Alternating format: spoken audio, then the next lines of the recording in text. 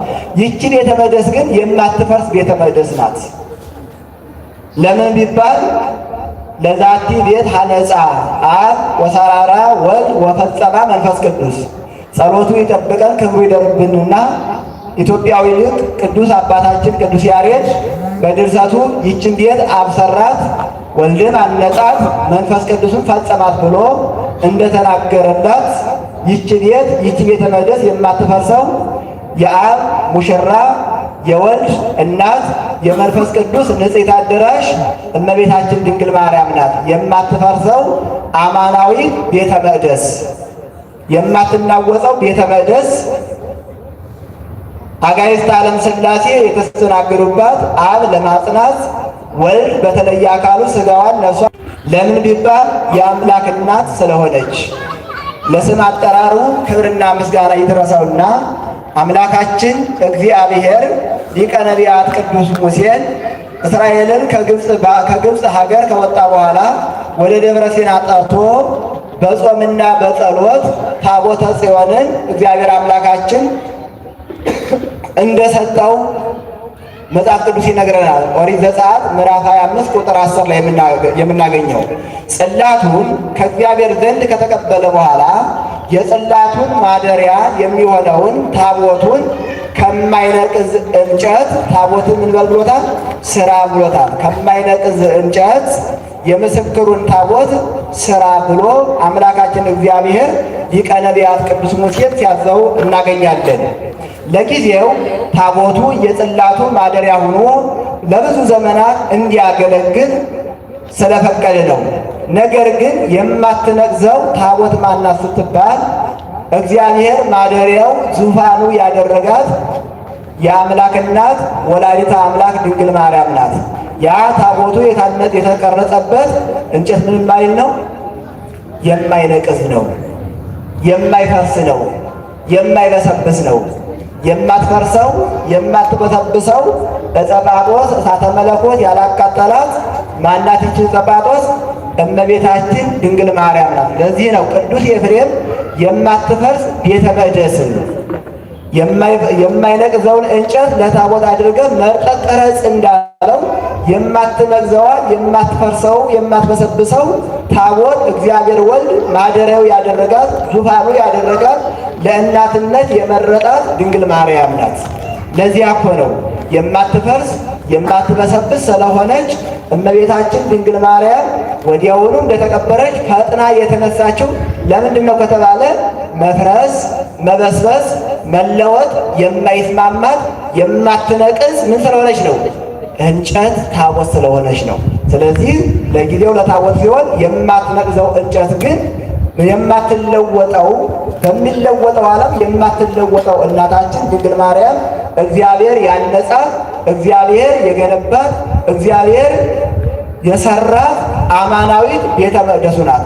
ሐነጸ መቅደሶ በአርያም ወሳረራ ውስተ ምድር ዘላለም። መዝሙረኛው አባቷ ክቡር ዳዊት በመዝሙር 78 ላይ መቅደሱን መመስገኛውን በአርያም ሰራ ወሳረራ ውስተ ምድር ዘላለም ለዘላለምም በምድር ላይ ሰራት ብሎ እመቤታችን ድንግል ማርያም በትውልዷ የአዳም ልጅ ክብሯ ግን ከመላእክትና ከደቂቀ አዳም የበለጠ መሆኑን ሲያስረዳ መቅደሱን በአርያም ሰራ ብሎ በአርያም አምላካችን እግዚአብሔር በመላእክት አንደበት ቅዱስ ቅዱስ ተብሎ እንደሚመሰገነው ሁሉ በእመቤታችንም ማኅፀን እግዚአብሔር ወልድ በተለየ አካሉ 9 ወር ከ5 ቀን ሲቆይ ወይንም ሲኖር መላእክት በእመቤታችን ማኅፀን ምን እያሉ ያመሰግኑት ነበር?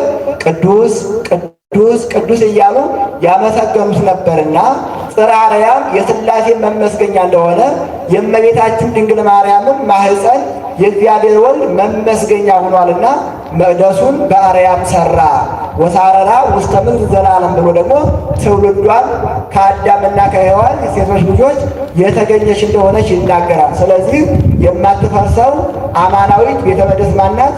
እመቤታችን ድንግል ማርያም ናት። ለዚያ ነው ይኸው ሊቅ ቅዱስ ኤፍሬም መቅደስ ዘይኬልልዋ ኪሩቤል እለ ስዑላን በስዕለ እግዚአብሔር ቃል በእግዚአብሔር ቃል የተፈጠሩ ቅዱሳን መላእክት የሚያገለግሏት ሕያዋን መላእክት የሚከቧት ቅዱሳን የተለዩ የተመረጡ ለእግዚአብሔር አገልግሎት የተመረጡ ካህናት የሚያመሰግኑባት አማናዊት ቤተ መቅደስ አንቺ ነሽ ብሎ እመቤታችን ድንግል ማርያም የእግዚአብሔር አማናዊት ቤተ መቅደስ እንደሆነች ከሌላው ቤተ መቅደስ የከበረች የእግዚአብሔር ወልድ ዙፋን የሆነችው አማናዊት ቤተ መቅደስ ድንግል ማርያም የእግዚአብሔር ወልድ መመስገኛ የእግዚአብሔር ወልድ ዙፋን ስለሆነች የማትፈርስ ምንድን ናት? ቤተ መቅደስ ናት። ይችን ቤተ መቅደስ ነው እንግዲህ የማትፈርሰው የማትናወጠው ቤተ መቅደስ ብሎ ቅዱስ ኤፍሬም በድርሰቱ ገለጸልን። በትረ ሃይማኖት ዘይትጸንን፣ ከዚያ ቀጥሎ የማትለወጥ የሃይማኖት በትር የሃይማኖታችን ምልክት ሁና የተሰጠችን የማትለወጠው በትር ጽነት ጥመት የሌለባት ርኅራኄ የነገሰላት የአምላክ እናት ወላዲተ አምላክ ድንግል ማርያም በእውነትም የማትፈርስ የማትናወጥ በሚለወጠው ዓለም የማትለዋወጥ አማናዊት ቤተ መቅደስ ድንግል ማርያም ናት። ይህ ሁላችንም በአራቱ ማዕዘን ከበን ጸሎት የምንጸልይበት ስብሐተ ቃለ እግዚአብሔር ወንጌልን የምንማርበት የአባታችን የመድኃኔዓለምን ቃለ ወንጌል የምንማርበት ይህ ቤተ መቅደስ የተገኘው ማን ብትገኘው ቀድሞ አማናዊት ቤተ መቅደስ ድንግል ማርያም መጀመሪያ ለእግዚአብሔር ወልድ ምን ስለሆነች ነው? ቤተ መቅደስ ንጽሕት አዳራሽ ስለሆነች ነው። ያለ ድንግል ማርያም ይህንን ክርስቶስ አምላካችን በደሙ የመሰረተልን ቤተ መቅደስ አላገኘነውም። ስለዚህ ድንግል ማርያም ፊደልን ትመስላለች፣ ወንጌልን ወለደችልን ተብሎ የተነገረላት የዚህ ቤተ መቅደስ መገኛ ዋና ምክንያት ይህች ቤተ መቅደስ ለእኛ ከመሰጣቷ በፊት እመቤታችን ድንግል ማርያም ራሷን ነያ አመቱ ለእግዚአ ሁሉ እነሆ የእግዚአብሔር የፈጣሪው የሁሉ ፈጣሪ ጌታ ባሪያው አገልጋዩ እነሆኝ ብላ ራሷን አሳልፋ ለእግዚአብሔር ቤተ መቅደስ አድርጋ ስትሰጥ በእሷ ቤተ መቅደስነት ይህችንም ቤተ መቅደስ ልናገኛት የቻልነው ድንግል ማርያም በቅድሚያ የሥላሴ ቤተ መቅደስ ብትሆን ነው። ስለዚህ የማትፈርሰው ቤተ መቅደስ ድንግል ማርያም ናት። ይህችን የማትፈርሰውን ቤተ መቅደስ በምትፈርሰው ቤተ መቅደስ እንድታድግ እንድትኖር አድርጓታል። የመቅደሱ ባለቤት የመቅደሱ ጌታ የማትፈርሰውን ቤተ መቅደስ በምትፈርሰው በምታልፈው ቤተ መቅደስ እንድታድግ አድርጓታል። በ3 ዓመቷ ታሪኩን እንደምናውቀው እናት አባቷ ቅዱስ ኢያቄም እናቷ ቅድስት ሐና በ3 ዓመቷ ወደ ቤተ መቅደስ ወስደው ለካህኑ ለዘካርያስ ሰጧት።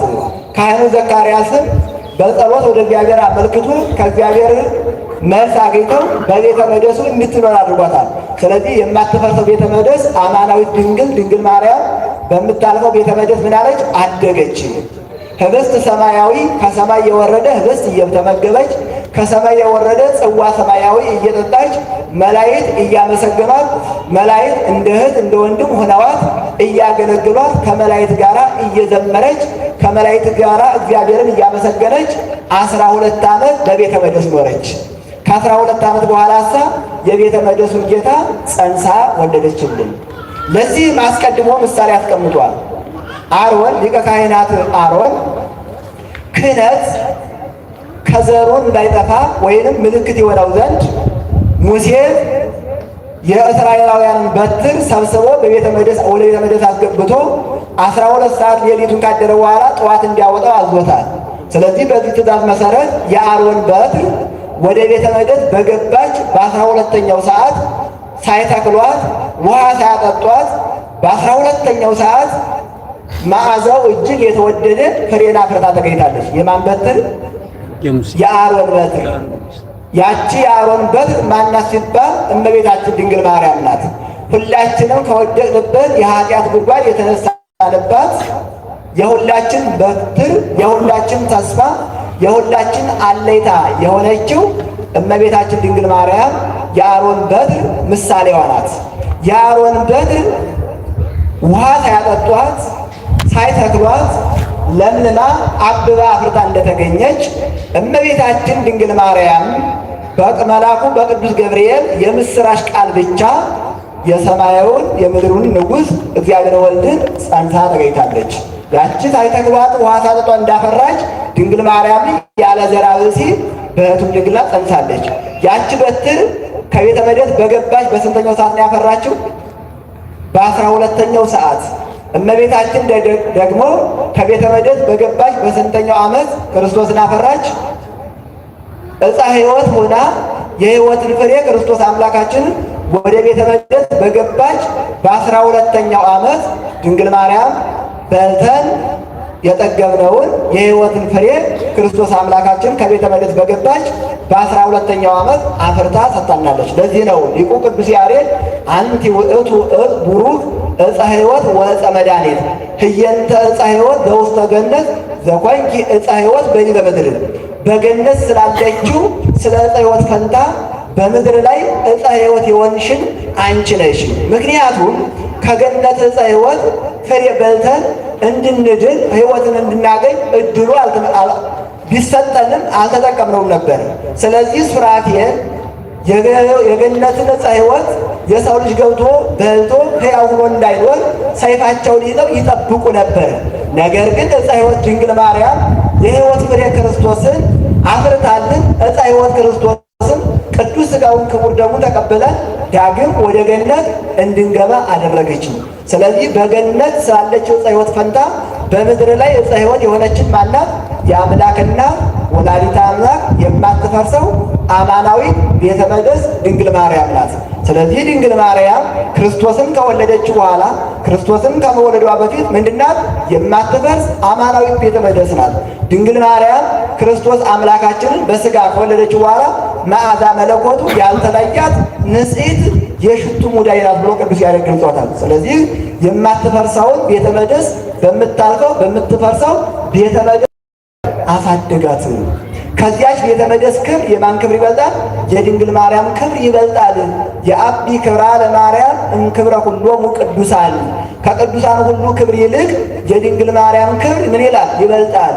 ስለ ድንግል ማርያም ስንማር ማወቅና ማስተዋል የሚኖርብን ምእመናን የድንግል ማርያም ክብሯ ከፈጣሪ በታች ከፍጡራኑ ሁሉ በላይ መሆኑን ስንረዳ ስለ ድንግል ማርያም የሚነገረው ነገር በደንብ ይረዳናል፣ ይገባናል። ስለዚህ ድንግል ማርያም ክብሯ ከማን በላይ ነው? ከፍጡራኑ ሁሉ ከቅዱሳኑ ሁሉ ምንድን ነው? በላይ ከፈጣሪዋ ከእግዚአብሔር በታች ያለ ክብር ተሰጥቷታል። እመቤታችን ድንግል ማርያም በዚያ ቤተ መቅደስ የምትመገበው ምን ነበር ብያለሁ ቅድም? ከሰማይ ገበሬ ያልደከመበት ምድራዊ ምግብ ምድራዊ መጠጥ ሳይሆን 12 ዓመት በቤተ መቅደሱ ስትኖር ስትመገበው የነበረው ከሰማይ የወረደ ከሰማይ የመጣ ህብስትና ወይን ነበር የምትመገበው።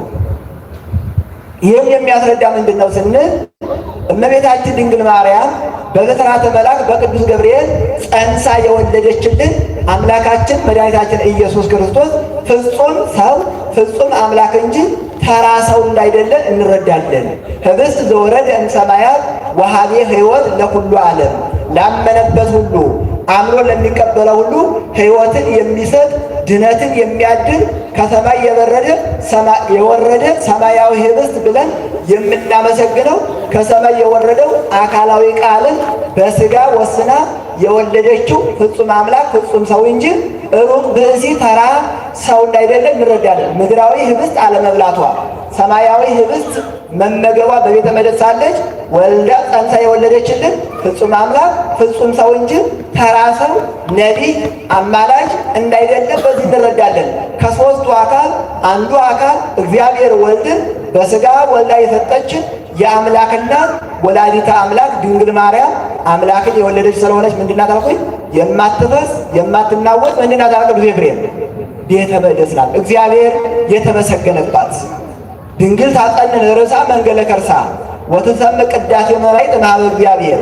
ድንግል እመቤታችን ድንግል ማርያም ክርስቶስ አምላካችን ጸንሳ በነበረችበት ወራት ጆሮቿን ወደ ማኅፀኗ ዘንበል አድርጋ የመላእክትን ምስጋና የመላእክትን ቅዳሴ በማኅፀኗ ምን ነበረ? ትሰማ ነበርና።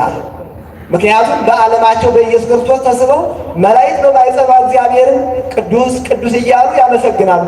ስለዚህ እመቤታችን ድንግል ማርያም የሥላሴ ምንድን ናት ማለት ነው? አማናዊት ቤተ መቅደስ ናት። በዚህ በቤተ መቅደሱ ዙሪያውን ከበን በተሰጠን ጸጋ እግዚአብሔር እንደምናመሰግነው ቅዱስ እያልን እንደምናመሰግነው የመጀመሪያው የመመስገኛው ቤተ መቅደስ ድንግል ማርያም ናት። ለዚህ ነው እንኳን እመቤታችን ድንግል ማርያም ይቅርና እናቶቻችን በጸነሱ ጊዜ በማኅፀናቸው ያለ ጽንስ እግዚአብሔርን ያመሰግናል አያመሰግንም? ያመሰግናል። እናቶቻችን በጸነሱ ጊዜ በማኅፀናቸው ያለው ጽንስ እግዚአብሔርን ያመሰግናል። እኛ በማናውቀው እግዚአብሔር በሚያውቀው በዛቲ ቃል ይላል በትምህርተ ኅቡዓት በኪዳን ላይ ሕፃናት በማኅፀን ሳሉ የሚያመሰግኑበት የምስጋና አንደበት፣ ቅዱሳን ጻድቃን ሰማዕታት ከበቁ በኋላ የሚያመሰግኑበት የምስጋና አንደበት፣ ነፍሳት ከእግዚአብሔር ዘንድ ፍርድ አግኝተው በገነት ሆነው የሚያመሰግኑበት የምስጋና አንደበት አንድ ነው ይላል በትምህርተ ኅቡዓት ኪዳን ትርጓሜ ላይ። ስለዚህ እናቶቻችን በጸነሱ ጊዜ የእግዚአብሔር መመስገኛ ቤተ መቅደሶች ናቸው። ምክንያቱም በማኅፀናቸው ያለው ጽንስ ያለችው ጽንስ ምን ስለሆነ እግዚአብሔርን የሚያመሰግኑ ስለሆነ እናቶቻችን በጽንሳቸው ወራት ምንድን ናቸው? እግዚአብሔር የሚመሰገንባቸው እግዚአብሔር የሚቀደስባቸው ቤተ መቅደሶች ናቸው። እንኳን እመቤታችን ድንግል ማርያም ይቅርና።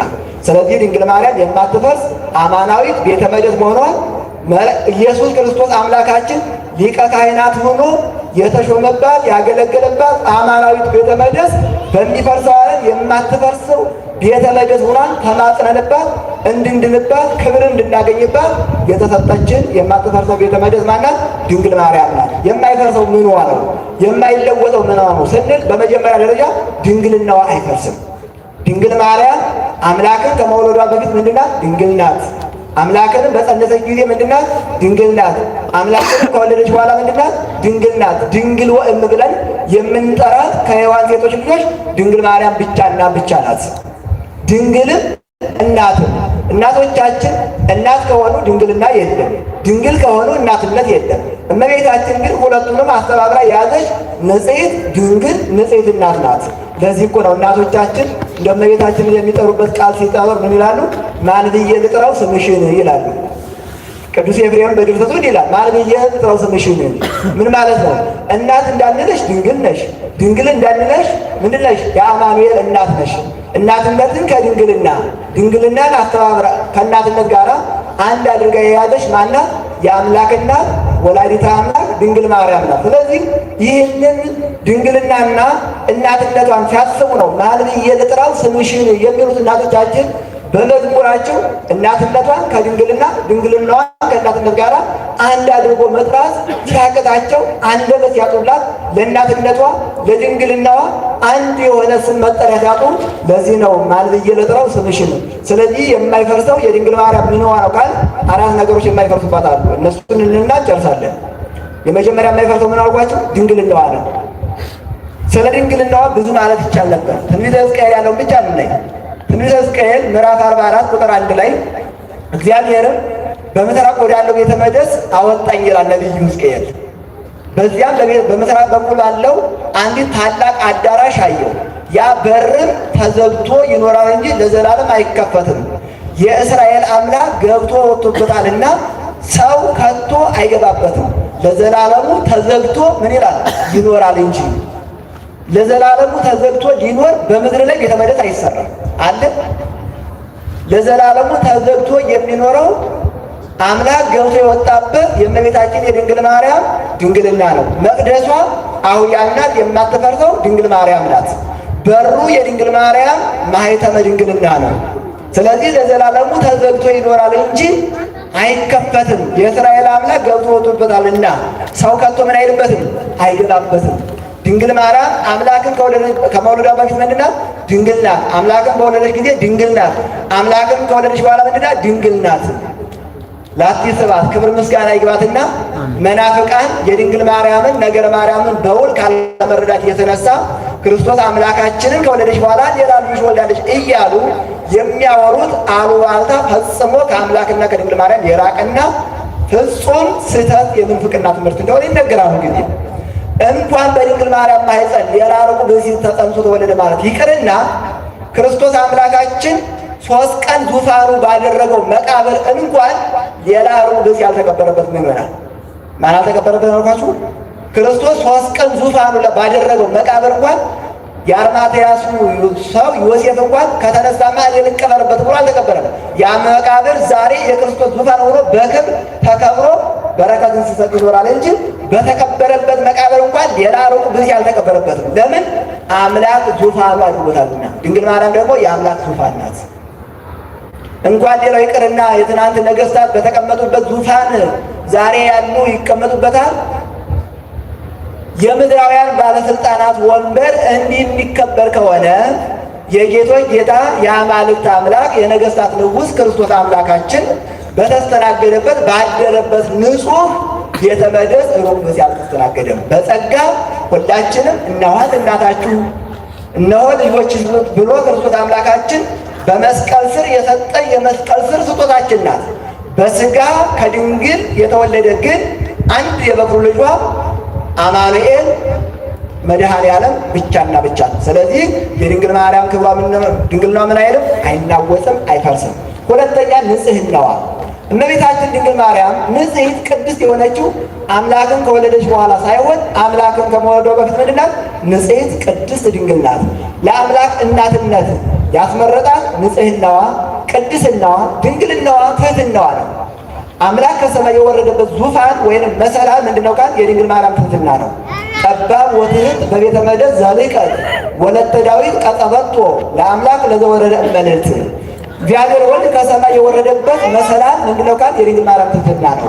በቤተ መቅደስ ያደገች ቤተ መቅደስ ድንግል ማርያም ንጽሕት ሁሉ ጊዜ ሁልጊዜ ምንድናት? ንጽሕት ናት። ስለዚህ የማይፈርሰው የማይለወጠው ምንድነው ካለ ንጽሕናዋ፣ በነፍሷ ንጽሕት፣ በሐሳቧ ንጽሕት፣ በድንግልናዋ በሥጋዋ ምንድናት? ድንግል ማርያም ንጽሕት ናት። ስለዚህ ሁለተኛ የማይፈርሰው የማይናወጠው የማይለወጠው ምንዋ ነው? ንጽሕናዋ። ሶስተኛ ቅድስናዋ። የቅድስና እናት ድንግል ማርያም ናት። ቅዱስ እግዚአብሔር ከቅድስት ድንግል ማርያም ተወልዶ እኔ ቅዱስ እንደሆንኩ አባታችሁ እናንተም ልጆች ቅዱሳን ሁኑ ብሎ የቅድስና ጥሪ ተሳታፊዎች እንድንሆን ምክንያት የሆነችን ቅዱስ እግዚአብሔርን ወልዳ የሰጠችን ድንግል ማርያም። ስለዚህ እመቤታችን ቅድስት ድንግል ማርያም የማትፈርስ መቅደስ ዘይትትነሰስ የማትፈርስ ቅድስናዋ በርኩሰት የማይለወጥባት የማይሻርባት አማናዊት ቅድስት ድንግል በሕሊናሃ ወድንግል በሥጋ ድንግል ማርያም ነው። ስለዚህ ሶስተኛው የማይናወጠው ምን ነው? የማይፈርሰው ቅድስናዋ ነው። አራተኛና የመጨረሻው አማላጅነቷ። የእመቤታችን የድንግል ማርያም አማላጅነት፣ ፈጥኖ ደራሽነት በእነ ንስጥሮስ የምንፍቅና ግሳት የማይለወጥ ነው። በመናፍቃኑ ከዚህ ግባ የሐሰት ትምህርት የኑፋቄ ቃል የድንግል ማርያም አማላጅነት የማይታጠፍ የማይለወጥ የጸና ነው። በእኛና በድንግል ማርያም በኩል እግዚአብሔር ወልድ ለእናቱ ለድንግል ማርያም የሰጠው ቃል ኪዳን በስምሽ ለተራበ ያበላ፣ በስምሽ ለተጠማ ያጠጣ፣ በስምሽ ቤተ መቅደስ ሲሰራ ለቤተ መቅደሱ አስፈላጊ የሆነው ነገር ያደረገ ሁሉ እምርልሻለሁ የሚለው ቃል ኪዳን በመናፍቃኑ ከንቱ ጩኸት በመናፍቃኑ ከንቱ አሉባልታ የማይፈርስ የማይለወጥ የማይናወጥ ነው። ለምን? ቃል ኪዳኑን የሰጣት ቃሉን የማያጥፍ አምላካችን እግዚአብሔር ስለሆነ። እንዲሁም ይሄ ወርኃ የካቲት የድንግል ማርያም አማላጅነት የክርስቶስ ስለ ድንግል ማርያም የሰጠውን ቃል ኪዳን የፈጸመበትን ቃል ኪዳኑን የምናስብበት ነው። እመቤታችን ድንግል ማርያም በወርኃ የካቲት አማላጅነቷን የገለጸችበት የክርስቶስ ደግሞ ምሕረቱ ይቅርታው የተገለጸበት ወርህ እንደሆነ እንደውም ወርኃ የካቲት አባቶቻችን ይናገራሉ። በወርኃ የካቲት የድንግል ማርያም አማላጅነት እንዴት ተገለጸ ብንል ክርስቶስ አምላካችን ከገዳመ ቆሮንቶስ ከወጣ በኋላ በቃና ዘገሊላ ሰርግ ተደርጎ በሰርጉ ላይ ተገኝቶ ውሃውን ጠጅ አድርጎ ያጠጣበት ወርህ መቼ ነው? የካቲት ስንት ቀን ነው? 23 ቀን ነው። ስለዚህ የድንግል ማርያም ጥያቄ አማላጅነቷ ግልጽ ሆኖ የታወቀበት በወርኃ የካቲት ነው።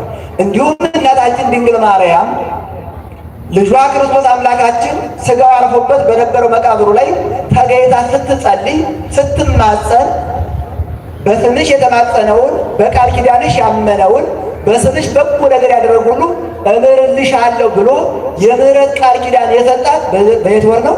በየካቲት ወር ነው። የካቲት ኪዳነ ምህረት ብለን ትናንትና እንዳከበር ነው። ስለዚህ ወርኃ የካቲት የድንግል ማርያም አማላጅነት የክርስቶስ ደግሞ ምልጃዋን ተቀብሎ ጥያቄዋን መልስ እንደሚሰጥ ያወቅንበት ወርህ ስለሆነ በመናፍቃኑ የሐሰት ትምህርት በመናፍቃኑ የሐሰት ትንቢት የድንግል ማርያም ምልጃዋ ምን አይልም? አይፈርስም፣ አይለወጥም፣ አይናወጽም። ለዚህ ነው መቅደስ ዘይትነሰት ከመረጥኳቸው ጋር ቃል ኪዳንን አደረግኩ ብሏል። እግዚአብሔር አምላካችን ነቢያትን ለትንቢት ሐዋርያትን ለስብከት መርጧቸዋል። የድንግል ማርያም መመረጥ ግን ለምንድን ነው?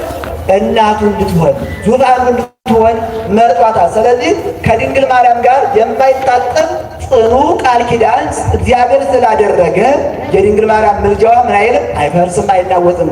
በመናፍቃኑ ስብከት ምን አይልም? አይፈርስም። የሚቀርባቸው እነሱ እንጂ ከድንግል ማርያም ምንም የሚቀርባት አንድ ነገር የለም።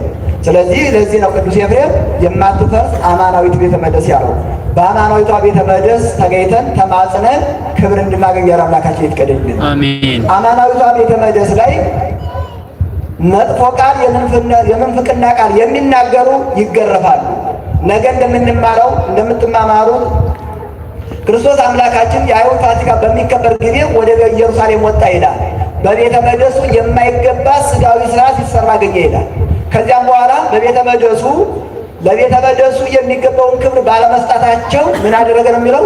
ጅራፍ አንስቶ የሚሸጡትን የሚለወጡትን አስወጣ ነው የሚለው።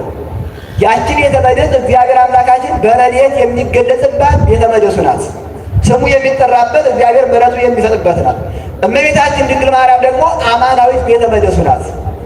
በረድኤት ለሚገለጽባት ቤተ መቅደሱ ክብር ቀንቶ ጅራፍ አንስቶ የሚሸጡትን የሚለወጡትን ገርፎ ካስወጣ በአማናዊት ቤተ መቅደሱ ላይ መጥፎ ቃል የሚናገሩትን መናፍቃንን በምን አይነት ጅራፍ ይገርፋቸው ይሆን? የቤተ መቅደሷን ፍቅር እግዚአብሔር አምላካችን በልቡናቸው ላይ አንግሶላቸው ከክርስቶስ የጅራፍ ግርፋት ይታደጋቸው። አሜን። በምታልፈው በረድኤት በሚገለጽባት ቤተ መቅደስ ክብር ቀንቶ አስቦ እግዚአብሔር እነዚያን እንስሳት በጅራፍ ገርፎ ካስወጣ በድንግል ማርያም ላይ የማይገባውን መጥፎ ቃል የሚናገሩ መናፍቃን ከክርስቶስ ጅራፍ እንደሚነሳባቸው በዚህ ጥርጥር የለውም። እንግዲህ የነገው ትምህርታችን ክርስቶስ አምላካችን ቤተ መቅደሱን ያከበረበት ቀን ነው።